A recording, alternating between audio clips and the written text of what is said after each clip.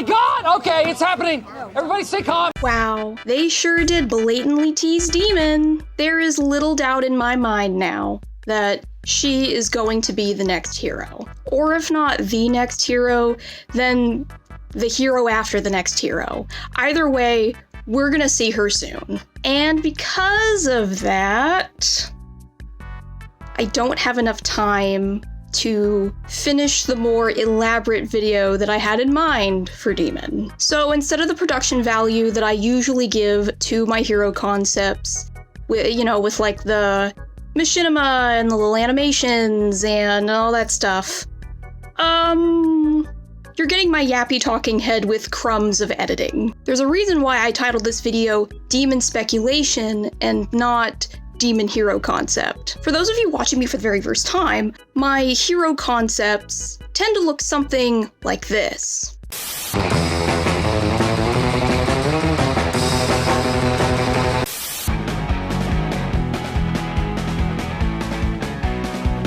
Give me your juice, bro. You're not that guy, pal. Trust me, you're not that guy. I stand up to my full wizarding height, which is 2 foot higher with the hat. Need healing, I shout, "Abraca, fuck you!" For any of you returning viewers, this is gonna be more like my Iari speculation video that I released a little while ago. Yeah, this is gonna be more like that. Almost a hero concept, but not quite so refined. At this point, I just want to have my ideas on record before they reveal D.Mon. No. We'll do it live! Fuck it! So let's get right into it. As far as the role goes, obviously she's going to be a tank. Was there ever any doubt? Now the sub role, I had to give some thought. Initiator would pair really well with the mobility move that I gave her, but I think overall, Stalwart would make more sense for her. Her primary fire is probably going to be that flamethrower. Okay, you get the green, you throw it in the green fire. Yeah, that's what I was thinking too. No, that's what I was thinking too, because like I thought it was like maybe too obvious, but If you've been following me for a while, you probably have already guessed that I've been calling it the fusion flamethrower. The main gimmick really the only gimmick I came up with for this is that it behaves differently depending on whether or not her barrier is up. If she doesn't have her shield up, she gets the full range out of it. If she does, the range is halved, but the spread angle increases. Speaking of that barrier, it's probably her secondary, and I've also given it 2 modes. There's the default one where she's just covering herself and her critical hitbox, but then there's also a second state that I hope it has, where she can shield more than just herself. I'm calling this the butterfly barrier.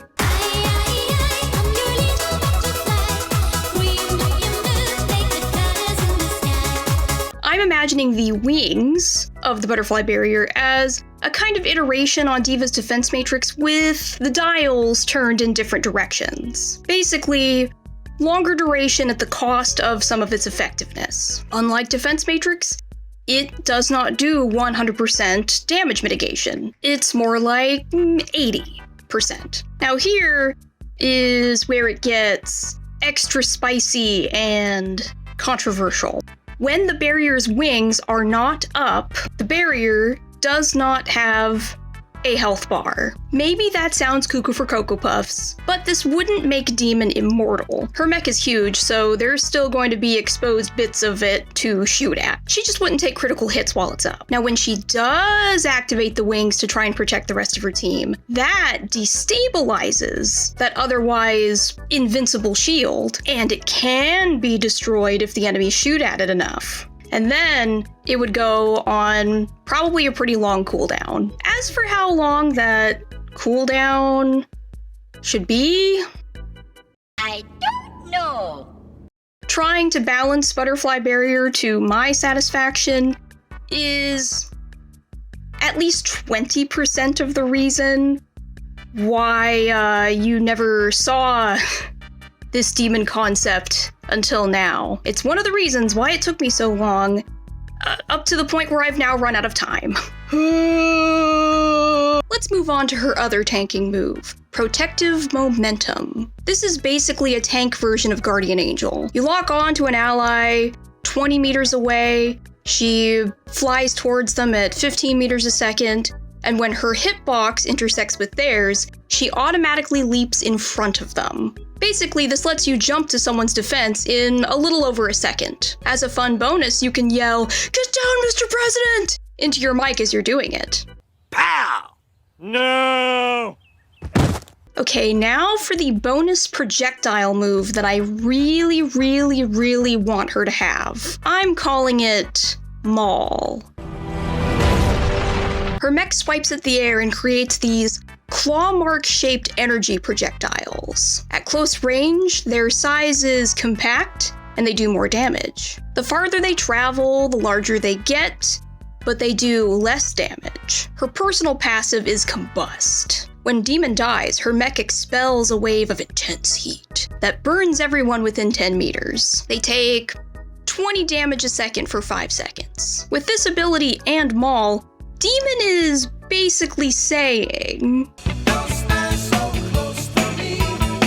time for the ultimate. This is another thing I wrestled with for a long time. I actually discussed one of my ideas for it back in my Mauga First Impressions video.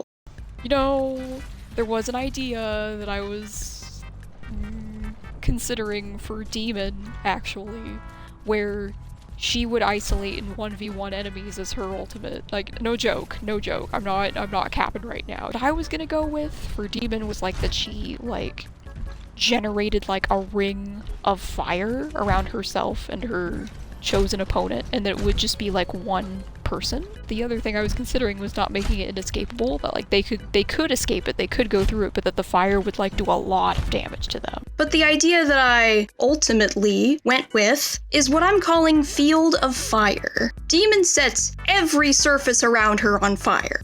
Walkable terrain, walls, payload, basketballs, everything. If it's any kind of map geometry, it's on fire. Between my two balancing choices of more range, less damage versus less range, more damage, I decided to go with the former. It has a 35-meter radius centered on wherever D.Mon cast it, and any enemies touching the fire take 15 damage a second. To put that in perspective, most of the non-tank roster would actually be able to stand on that fire for like 13 seconds without dying, as long as they were at full health and not getting shot at. The good news for them is that the fire doesn't last that long anyway. The ultimate only sticks around for 10 seconds. The bad news for them is that they're absolutely gonna get shot at. So the fire will probably kill them if they don't vacate the premises. Also, I think D.Mon should have a movement speed buff when she's touching the fire, as a treat. Alright, now here comes my first ever attempt at creating hero perks. I could use the practice because I have to add them into all of my unfinished scripts. Heh, yay! At level 2,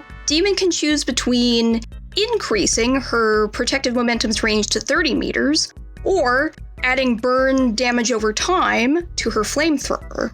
At level 3, she can choose between converting Combust's damage to instant burst damage, or she can increase protective momentum's speed to 20 meters per second. You can go for the movement combo, the damage combo, or do a little bit of both. And that ought to do it. I don't want to sit here and list out stadium power-ups. Hypothetical stadium builds might be a new series that I do at some point. But for now, I still have some hero concepts to get through.